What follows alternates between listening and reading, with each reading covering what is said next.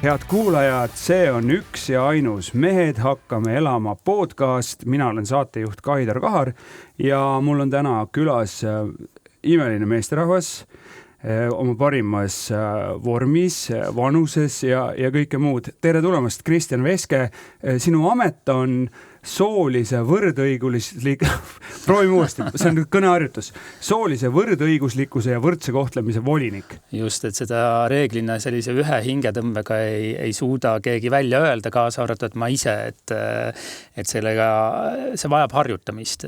Aga lihtsamalt saab öelda võrdõigusvolinik. Või võrdse kohtlemise, võrdsete võimaluste volinik. Kõlab hästi. Kristjan, räägi korra, mis mees sa oled? Mis mees ma olen? Ma, nagu sa ütlesid, parimates aastates tunnen ennast, et praegu on mu jaoks nii-öelda parim aeg, aga muidu võib-olla sellisest taustast öeldes, et ma pean ennast, kuigi ma olen elanud Tallinnas väga palju enda täiskasvanuelust, pean ma ennast ikkagi Haapsalu inimeseks, kus ma olen üles kasvanud. Ja ma arvan, et sellise väike linna taust, et see nagu mõjutab inimesi ka, et mingil määral, et ma kuidagi identifitseerin ennast sellise mitte väga sellise urbanistliku inimesena, vaid pigem rohkem kas maapiirkondadega või ma tunnen ennast seal kandis paremini kui... Provintslasena.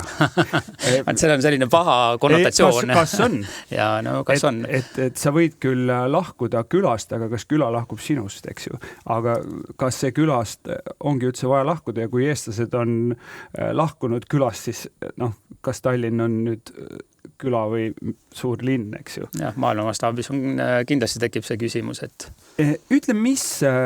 kui palju sa oled mõelnud üldse selle meheks olemise peale, et ma unustasin sulle öelda, et siin saates ma eeldan ausust, ma küsin otse ja ei saali keerutamist. Et kui palju sa oled ennast ise nagu mehena defineerinud, et kui palju sa oled mõelnud selle peale, et jah, Kristjan, ma olen mees? Ma arvan, et väga palju, et see ühest küljest on seotud ka mu tööga, et mu töö või karjäär on olnud väga palju seotud soolise võrdõiguslikkuse teemadega ja sooteemadega laiemalt, et samamoodi ka siis ülikooli ajal olid need teemad mu jaoks olulised. Aga see on võib-olla nagu kogu selle tulem, et iseenesest, kui ma mõtlen enda ajast tagasi nii-öelda alates juba teismelise eal, et eks seal hakkasid ju sellised küsimused tekkima, et kes ma olen ja kas see, kuidas ma olen, et kas see on nagu õige viis olemiseks või äkki ma olen nagu natukene imelik ja niimoodi need kuidagi see defineerimine on käinud ja defineerimine ja ümberdefineerimine, et see ei ole ju selline protsess, et ühe korra ütled, et jah, nii on ja elad sellega elu lõpuni. Võib-olla mõned inimesed teevad seda, aga minu jaoks on alati see küsimus, et kogu mu enda olemus või kogu inimese olemus on ju iga päev kuidagi muutub või et see, kes me olime eile, ei ole me enam täna. Jah, ja ühte jõkke ei saa 2 korda astuda. Aga selle peale ma ütlen kohe, mis minu mõte on, et me võime olla mis iganes, millised me tahame, alati on keegi, kelle jaoks me oleme väga imelikud. Ma olin ühes, mingi lifti eelne olukord, ma ei tea, kas pea oli kuidagi sassis või mingi mõtted olid ja ma ajasin suhteliselt nagu rumalat juttu või mingit täiesti seosetut juttu ja siis läksin lahku ja nägin, et see inimene, kellega ma vestlesin, jäi nagu kummaliselt vaatama. Ma ütlesin, et kuule, ära muretse, et mina lähen ära, sa saad endale nagu restardi teha, aga mina pean endaga olema nagu hiljem ka. Et selles suhtes. Aga ütle, et kui ma hüppan korra su töö juurde, eks ju, see on oluline asi, et kuidas täna üldse vaadeldakse seda sugude poolt, et me ei saa ju öelda, et üks on nõrgem sugu, üks on tugevam sugu, üks on, ma ei tea, domineeriv, et see on ka kõik nii mänguline või on siin ikkagi mingisugune selline sisse küntud rada? Ikkagi on, aga kuidas sina näed seda kõike? Et seal on kindlasti nagu, et see on väga selline mitmetahuline asi, et ühelt poolt, kui me vaatame sugu nagu sellist kuidas ma ütlen, sotsiaalsete tavade ja käitumismustrite ja sellist süsteemi, et kuidas et see on ju aja jooksul muutub, eks ju, et kui me mõtleme selle peale, mismoodi mehed olid aastal 1920 või naised, mis oli kohane siis ja milline on praegune ühiskond, et siis on need normid nagu väga palju muutunud. Et kindlasti on,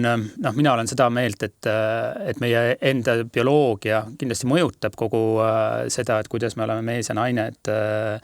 see on, sellest ei saa ka nagu üle ega ümber,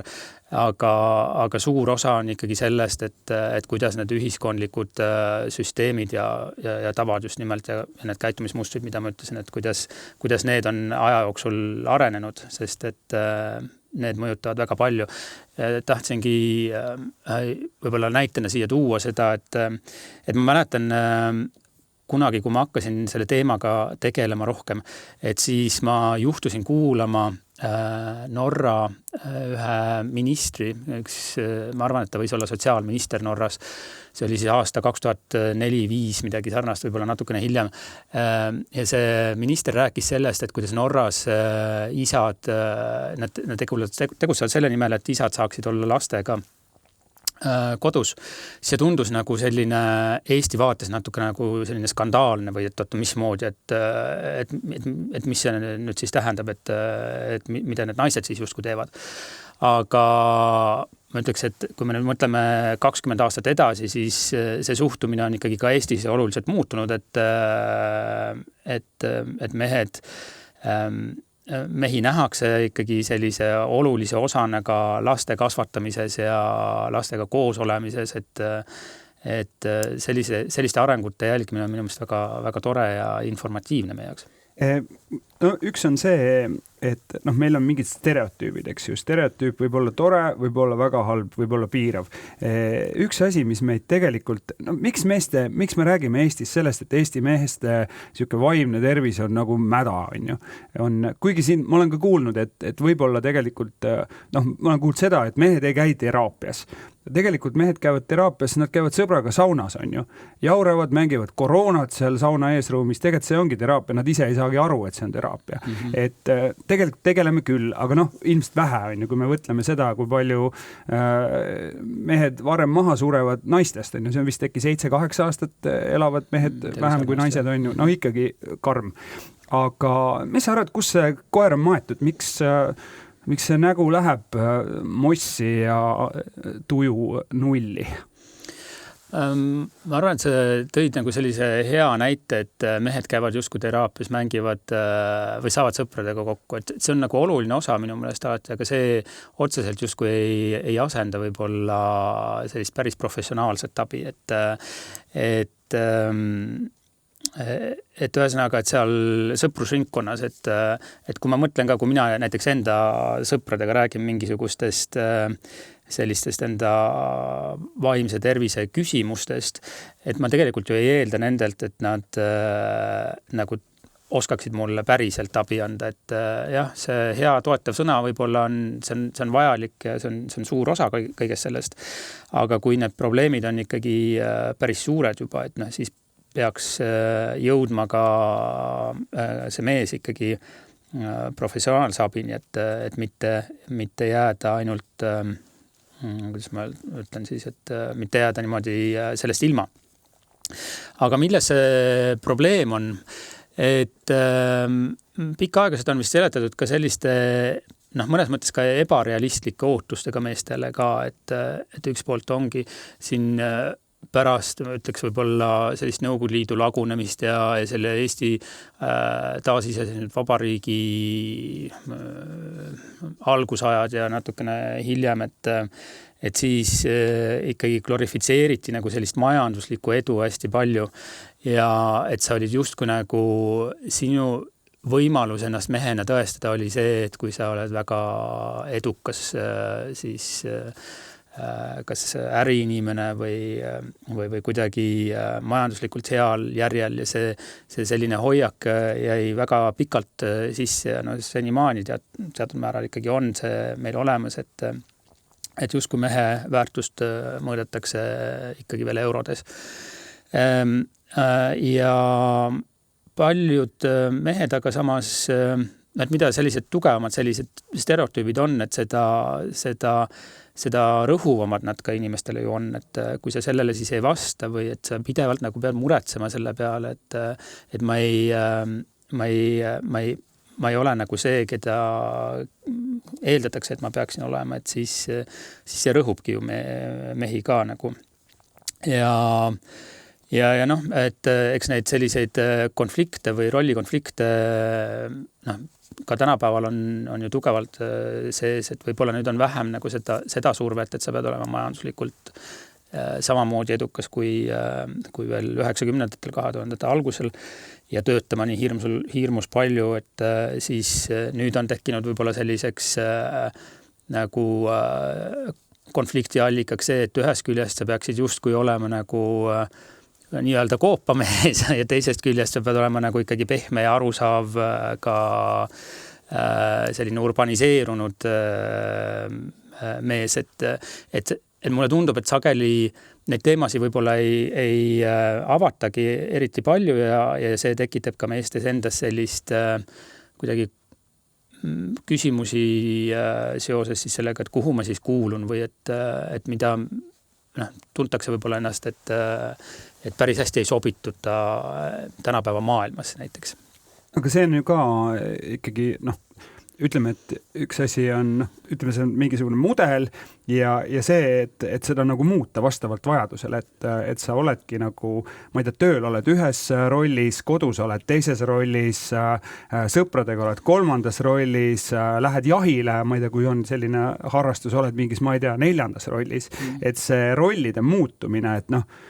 see võib olla väga-väga keeruline ja see võib isegi kui sa oled valmis muutuma, aga ikkagi, kui sa pead seda nagu kogu aeg tegema, siis ühel hetkel läheb nagu kaotsi see, et kes sa siis päriselt oled. See on midagi sellist, mida ma ei kujuta ette, on selle vastu midagi teha.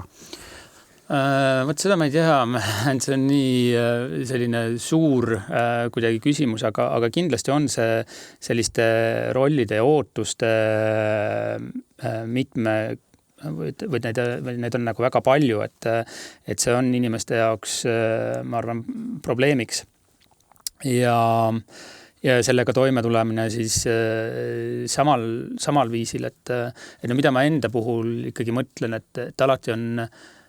hea võtta niimoodi astuda samm tagasi, et ma ei näe ennast ainult kui mingisuguste rollide kogumikku või et rollid on justkui nagu mingid asjad, mida keegi teine on mulle andnud, et hea on see samm tagasi võtta ja mõelda, et kes ma siis ikkagi ise olen ja aeg-ajalt endale ikkagi väga selgelt ka öelda, et ma olen tegelikult nagu tore inimene just täpselt sellisena, nagu ma olen, et see on selline vajalik tegevus minu jaoks vähemalt. Ja siis on ka võib-olla lihtsam selliseid rolle ka kuidagi täita ja suhestuda nendega paremini. Kui palju sa oled oma enda, kui sa ise vaatad peeglisse ja oled oma, ma ei tea, tutvusringkonnas vaadanud meestega, kes on sattunud erinevatel põhjustel nagu täiesti ummikusse või pahuksisse, et kui palju seda sinu ümber on? Või sinu enda sees, eks ju? Ma arvan, et minu sees seda eriti palju ei ole, et vähemalt praegusel ajahetkel, et kindlasti kui ma olin noorem ja teismeliseiga või hilisteismeliseiga, see oli oluliselt keerulisem mu jaoks, et siis olid võib-olla sellised küsimused mu jaoks väga tugevalt päevakorral ja siis olingi nagu pahuksis nii-öelda iseendaga ja enda koha leidmisega. Et kui ma mõtlen selle aja peale tagasi, et siis kuidagi enese tõestamine nagu selles vaates, et sa oled ikkagi justkui nagu selline cool inimene, et siis see tähendas nagu väga palju väljas käimist ja see elu oli ikkagi seotud hästi palju sellise meelelahutusega kuidagi või ja inimestega, uute inimestega suhtlemisega ja siis oli seal see alatoon oli alati see, et olemas, et kellele ma meeldin või et see kuidagi defineerisin või mina kuidagi defineerisin ennast läbi selliste asjade. Aga ajapikku, kui see enda mina, nii-öelda päris mina ikkagi rohkem sai sellist sisu juurde, et siis seda vähem oluliseks muutusid ka kõik sellised väljaspoolt tulenevad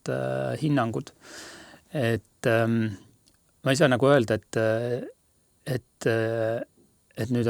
ma olen nagu valmis või küps, et mul enam kunagi sellise probleeme ei tule, kindlasti võivad tekkida ja sellistest kriisidest ju ka mehe elukaare jooksul, et nendest on ka hakatud palju rohkem rääkima, et teame küll väljendit keskea kriis, aga sul võib neid kriise olla erinevaid mingisugustel etappidel, kus sa jälle pead hakkama enda jaoks ümber hindama, et kes sa siis oled, et nüüd võib-olla ettevaatavana ma mõtlengi, et tegelikult ma hakkan mõtlema, et võib-olla üks on, et ma olen hakanud ikkagi viimasel ajal, ma olen praegu 46 või 47, ma täpselt ei mäleta enam, et olen hakanud mõtlema selle peale, et mida siis, kus ma 10 aasta pärast olen, et on tekkinud rohkem need mõtted, et nüüd ma juba hakkan nagu lugema sinna suunas, et enam neid eluaastaid ju, ma olen saanud teadlikuks eluaastatest. Et see on nagu selline koht, kus ma näen potentsiaalset ohtu. Ma eeldan, et sul on ikkagi ka suhtlusringkond, ka mehi, eks ju. Et kuidas sa oma nagu sõpru vaatad ja kuidas sa näed, kuidas nemad hakkama saavad? Või kui palju te üldse räägite sellest? Või kui palju see paistab? Ma eeldan, et sul on sellised head tundlad, et sa ikkagi suudad märgata. Jällegi, et see on olnud minu meelest kuidagi varasematel aastatel on seda rohkem olnud, et praegu mulle tundub, et enda sõprade seas, et seal on võib-olla pigem nagu seotud küsimused näiteks suhetega, et on oldud koos mingi aeg enda partneriga ja siis tekivad need küsimused, et kas see nüüd ongi see ja et mulle tundub, et on pigem seda laadi küsimused, et selliseid sügavaid sisulisi nagu probleeme ma ei ole kuidagi enda sõprade seas täheldanud, mis puudutab nagu meheks olemist või selline hästi kuidagi seda sorti sügavalt filosoofilisi küsimusi, et jah. Aga kui sa vaatad oma nende tuttavate peale, siis kas sa oled näinud ka seda, et nad kuidagi seda oma isiklikku hügieeni, mitte nagu füüsilises mõttes, vaid kogu selles tervikus, kuidas see käib? Või sinu enda vaates täpselt samamoodi, et millist seda sellist, kuidas sa oma hinge pesed ja oma vaimu, oma mõtteid? Jah, et kui ma iseenda vaatest räägin, et siis nagu see oluline osa on minu jaoks see, et tunnistada iseendale, et ma teen nagu väga palju asju valesti ja see on okei. Et mis puudutab seda sama vaimset tervist ka, et ma tõusen hommikul üles, haaran enda telefoni ja hakkan seal kõigepealt scrollin seal mingisuguseid asju, vaatan uudiseid ja sotsiaalmeediast, mis on. Ma tean, et see on vale. Ma tean, et see ei ole nagu hea tegevus. Aga ma tõusen üles ja mõtlen, et okei, et ma olen rahul nagu sellega, et ma tean, ma teen valesti ja see on ka okei. Ja ma arvan, et paljude asjade puhul on niimoodi, et tuleb endale osata nii-öelda andestada ja loomulikult, et võimalusel siis muudad mingisuguseid tegevusi. Aga mis puudutab enda sõpru, siis võib-olla selline üks asi, mille peale ma mõtlesin, et kui ma mõtlen enda meessoost sõprade peale, siis nad enamuses on geid. Ja ma ei taha nagu öelda, et kuidagi oleks mingisugune väga suur erinevus, et kas on gei või on heteroseksuaalne mees, et ma arvan, et probleeme on nagu kõikidel meestel, eks ju, võib tekkida. Aga kuidagi mulle tundub, et võib-olla enda tutvusringkonnas, et nad võib-olla mõtestavad selliseid või neil on oskus sellise eneseabi asjadega rohkem äkki tegeleda, aga see on puhtalt mul selline tunnetus. Kuidas sellega, mul on alati küsida, et kui sa tuled läbi, mingil hetkel sa oled teismeline, sa saad aru, et pagan, mulle meeldivad rohkem poisid kui tüdrukud, on ju, või meeldivad, ma ei tea, mõlemad võrdselt või ma pagan ei saa aru, ühel päeval meeldivad poisid, teisel päeval meeldivad tüdrukud, jumal, ma olen segaduses. Et see võib jätta, ilmselt paljudel on jätnud nagu kõva siukse segaduse aeg, et millal selle lahti mõtestab, on ju. Et kui sa vaatad neid mehi, kes on selle kõik läbi käinud, milline see hingehaav nagu nende keskealises vanuses on? Ma tahaks loota, et keskealises vanuses võib-olla on juba seda hingehaava nii-öelda vähem, et nooremas põlves see ongi kindlasti oluliselt raskem teema, et sul sageli puutuvad ju ka sellised nii-öelda eeskujud ees või et keegi ei ütle sulle, kui sa siis oled seal, ma ei tea, hilisteismeline ja mõtled, et kas mulle meeldivad poisid või meeldivad tüdrukud, et sul justkui ei ole nagu seda võimalust või mingisuguseid kujunde ees, et kuidas siis, mis siis juhtub, kui ma olengi nagu gei, et kuidas mu elu võiks välja näha, et kas mul oleks võimalik ka nagu leida endale partner terveks eluks, kui ma seda tahan. Et see on kindlasti raske aeg, mis selliseid haavu ja segadust võib tekitada, aga loodetavasti, kui inimesed juba ikka on jõudnud välja, et äkki siis on nendele küsimustele juba kas või läbi kogemuste kuidagi see vastus leitud. Aga muidugi, et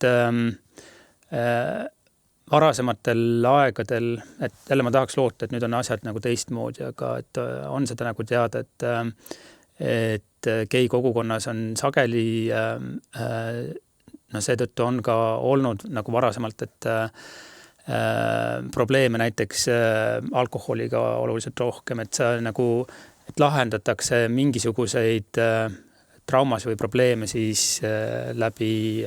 mingisuguste sõltuvusainete, olgu see siis näiteks alkohol. Mehed oskavad seda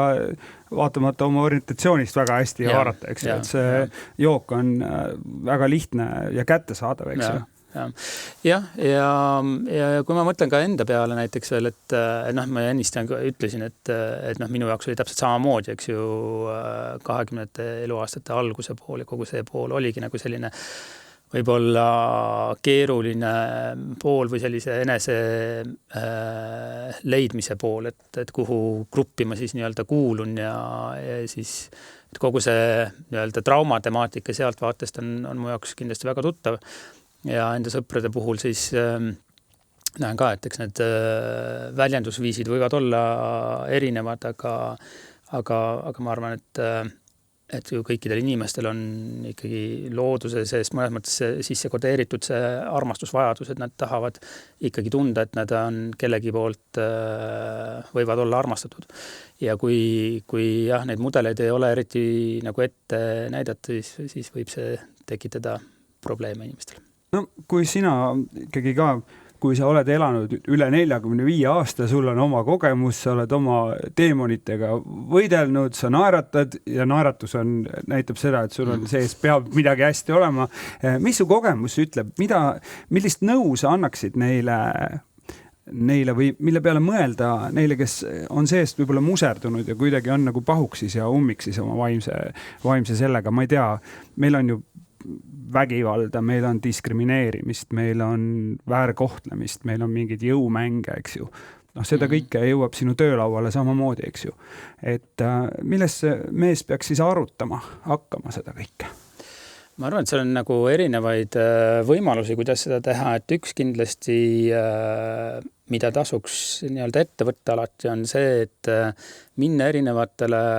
kunstinäitustele, fotonäitustele, vaadata filme, mis avavad just nagu selliseid kompleksseid teemasid, et esialgu see võib olla selline uus ja üllatav asi, et miks või liiga raske mu jaoks, et miks ma seda pean kuidagi aru saama nüüd siin veel kunstist ka, aga mida rohkem enda jaoks läbi ju sellise kunsti ja kultuuri laiemalt, eks ju, selliseid asju lahti mõtestada, et kuidas sina suhestud nagu selliste probleemidega, mida sa kas või ekraanilt näed, et siis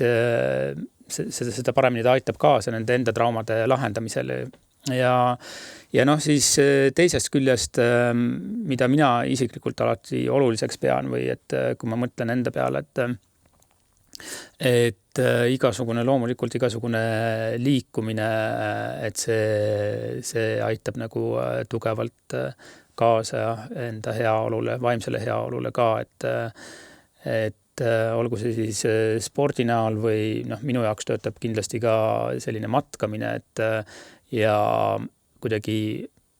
teistes kõrval olemine, et mu sellised lemmiksihtkohad on nagu sellised, mis on väga raskesti ligipääsetavad, ja kus ühtegi teist inimest ei ole, et seal mulle meeldib nii-öelda kõige rohkem siis istuda ja olla, et vaatasin just pilte Everesti vallutamisest ja seal oli järjekord. Kõik tahtsid sinna koos minna, et võiks ju eeldada, et üsna üksildane paik, aga no ma ei tea, küsin su käest, ütle Eestis mõni koht, kus on ja üksi olla. No kindlasti on või raba saar. Ja kindlasti on neid palju, et minu jaoks on kas või enda maamaja ümbruses mets, et see on, sinna tavaliselt inimesed ei satu või sul võivad ka olla, eks ju, mingid rannad, mis on mingisugustel hetkedel lihtsalt täiesti inimtühjad, kuna ilm on nii halb või et Eestis on ikkagi palju seda, kuhu minna ja kus olla. Aga muidugi Everestist, et ma küll ei käinud Everesti tipus, aga sinna baaslaagrisse ma kunagi noores põlves ronisin just selle sama mõttega, et võib-olla see on nagu selline tore koht, kus istuda ja mõtiskleda asjadele järele. Ja oli. ma olen väga rahul, et ma seda tegin, et see on kindlasti üks selline kogemus, mis mul jääb elu lõpuni meelde, kas või nagu sellest vaatest, et mul pole kunagi elus nii külm olnud ja pea niimoodi valutanud, kui seal telgis nagu baaslaagris magades. Aga ta on nagu oluline osa ikkagi sellest ka iseenda sellisest kasvamisprotsessist olnud tõesti. Me rääkisime siin sellest saavutusvajadusest mingisugune, et mõõdame rahas, aga seda saab ju mõõta ka selles, et ma käisingi Everestis või ma lugesin mingisuguse asja läbi või ma ei tea, andsin lastele loengu teemal, mida ma õpetasin neile puutööd, on ju. Mida iganes, et see saavutus võib olla ju hoopis tükis, mitte teenisin nii palju raha selle käiguga või selle tööga või selle müügiga. Just, et minu meelest see ongi selline oluline asi, et tegelikult me ju teeme päeva jooksul nii palju selliseid asju, mida me võib-olla ei pane tähelegi, kui olulised nad on või et kas meie enda jaoks või kellegi teise jaoks ja näha neid ka selliste saavutustena, et see on minu meelest suurepärane, kui seda inimesed suudaksid rohkem teha, et loomulikult teisest küljest, et sa ei pea nagu igat asja kuidagi enda jaoks defineerima, et see nüüd oli küll jube saavutus, millega ma hakkama sain, et ma arvan, et kui sa nagu tunned seda, et sa mingi teo ära teinud ja kellegi olukord sellest on paremaks läinud, et see on lihtsalt nagu hea tunne, et kas seda saavutusena mõelda, et võib-olla kuskil 10 aasta pärast vaatad tagasi, siis mõtled, et see oli nagu saavutus, aga et võib-olla igapäevaselt ei olegi mõttekas neid asju läbi saavutuse defineerida. Ja eks see on ikkagi otsimise küsimus, et kui sa nagu, meil on ju inimestena ikkagi vaja, et me ju ikkagi tahame midagi saavutada, miks me muidu üldse hommikul silmad lahti teeme, et me tahame midagi, et meist midagi sõltub, on ju, või midagi mõjutab meil ainetamale. Et tegelikult, kui sa vaatad sellele, mida sa teed, et ju seal ikka midagi on. Ja, et kindlasti, aga kõige minu jaoks, enda jaoks jällegi on selline võib-olla oluline pool on see, et mõelda nagu see, et nagu kahes osa, et see, kas ma teen täna midagi sellist, et mis teeks kas kellegi teise inimese elu paremaks või siis laiemas laastus kuidagi, et mida ma annan nii-öelda ühiskonnale või maailmale tagasi. Ja aga teisest küljest ka see, et mida ma teen sellist, et mu enda hing oleks rahul.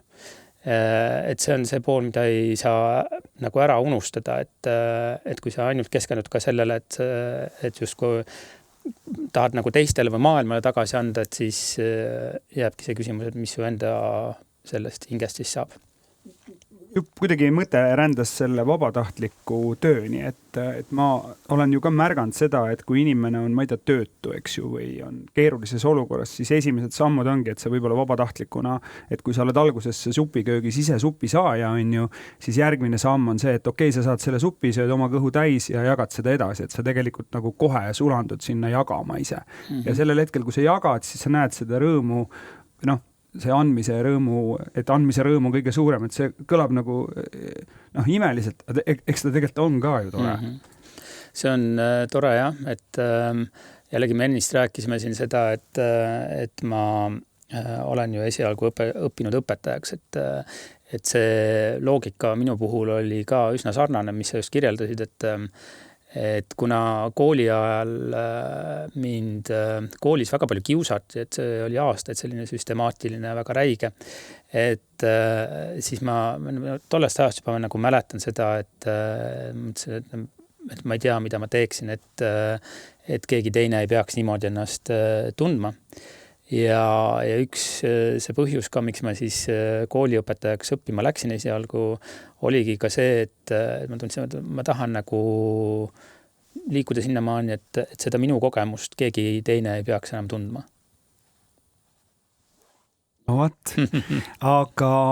aeg rändab siin nii armutult selles podcastis ja ma alati lohutan nii ennast kui ka oma kuulajaid ja ka külalisi, et kui siit nüüd midagi olulist jäi kripeldama, et eks meil ei ole ju keelatud selle juurde tagasi tulla, et sättida fookust täpsemaks, aga sa oled nii toredasti endast rääkinud, aga räägi veel oma retseptist, mida sa teed oma vaimse ja füüsilise heaolu tagamiseks ja tasakaalu hoidmiseks, et sa rääkisid, et sulle meeldib liikuda, sulle meeldib matkata, aga ma ei tea, vormi nüüd üks väike retsept kuulajale. See retsept ongi, ma neid erinevaid elemente siin olen öelnud, et kõigepealt iga päev nagu alati meelde tuletada, et okei eksida. Et ma pean selle nagu ise enda jaoks välja ütlema päeva jooksul ikkagi, et see on okei.